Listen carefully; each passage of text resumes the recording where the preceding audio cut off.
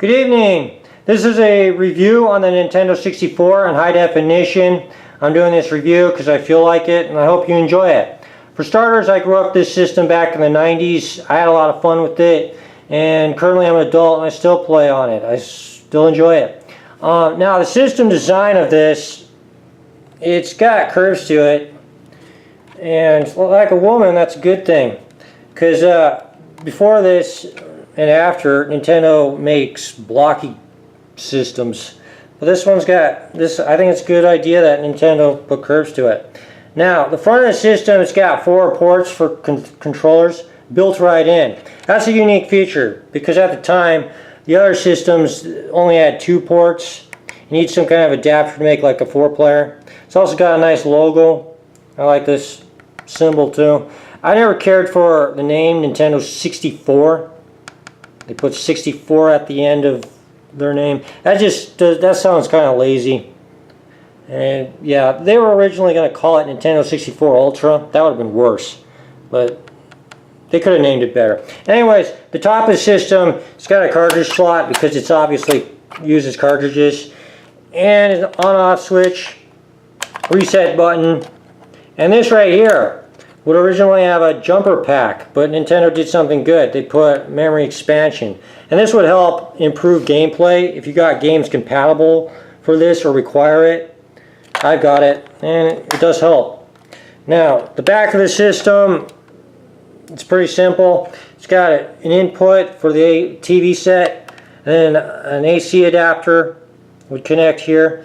This big empty space will hold that big brick right there. You see right there? And it's so big that half of it actually sticks out.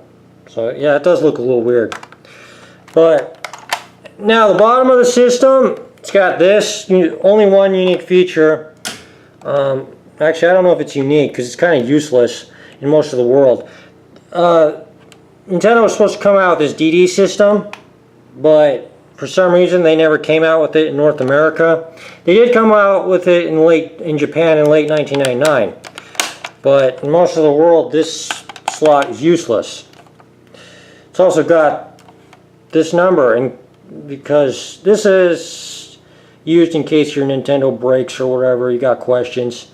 I heard this number still works because Nintendo obviously cares about their customers. So yeah. Now the controller, yeah, if you look at this controller, it does look weird. There's no other controller like this. I remember back in '96 telling people this is weird, and it is weird, but because you gotta be some kind of mutant with a third arm to play this fully, since it's got 3 handles. But on the button layout, it's got this nice D-pad that works very well. Start button, no select button, A/B buttons, and these yellow buttons. It's also got a thumbstick, and this was a good feature. Prior to this, the other systems, including Nintendo systems, they only had 2D layouts. Like the PlayStation and Sega, even with their 3D systems, they still had 2-dimensional controllers, layout controllers. But this thumbstick really helps out with gameplay. I don't believe Nintendo invented this, but they did bring it back. The only issue with this thumbstick is that it would wear out after a while. It just wears out and stops working. And it's not very comfortable, but it's a good feature still. Now, on the top of it, or the back of it, it's got this L and R buttons, sorry. And on the bottom, it's got a Z trigger button, and it's got this port right here. Now this port is used for like a memory card or a rumble pack. Now the rumble pack was unique because basically Nintendo invented this, and I think most current controllers, or all current controllers, use rumble. And Nintendo takes credit for inventing this. I've heard people claim that PlayStation was the first to make a built-in one. I don't know what they're trying to say with that, because Nintendo still invented the rumble. It's a good feature. It's not a bad controller, but it's okay, I think. The other thing about this is that I wouldn't say it's a comfortable controller unless you hold it like this. But with most gameplays, you hold it like this. And if you got big hands especially, it's kind of awkward to hold it. It's not an excellent controller, but I still think it's pretty okay. Yeah. Now I'm going to show you some of the games that I got and I would recommend. These are all my N64 games. I got 76 of them. One obvious complaint I could make is that Nintendo decided not to put any end labels on these. I don't understand why. I mean, if I want a particular game, I have to either memorize it or write my own labels on them. It's just inconvenient because Nintendo used to, before this, if you could see like this game, they put end labels on them. This right here, these non-Nintendo 64 games, they would put end labels. But I guess Nintendo decided not to do this. Now the games I would recommend, for starters, I've got Zelda, the Gold Edition, yes.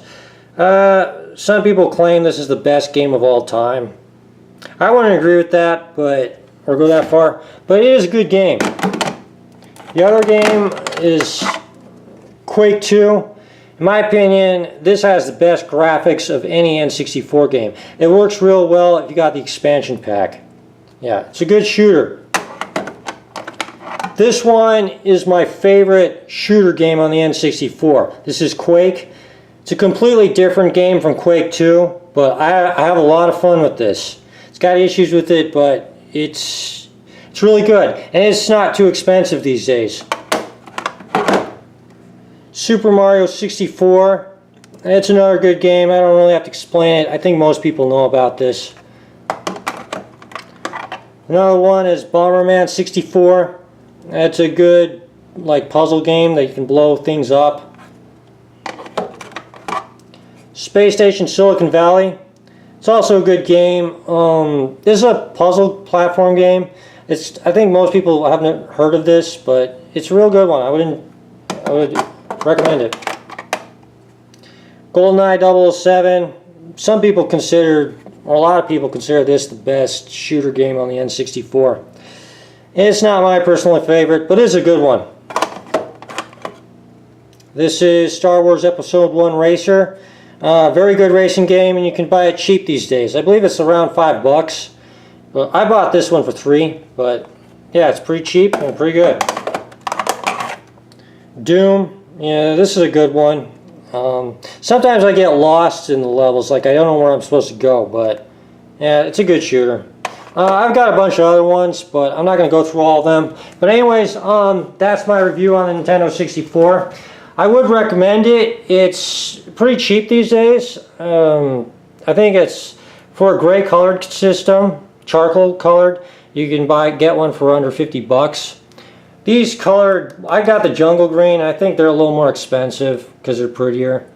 But yeah, anyways, that's my review. I hope you enjoyed it and have a good day. Bye.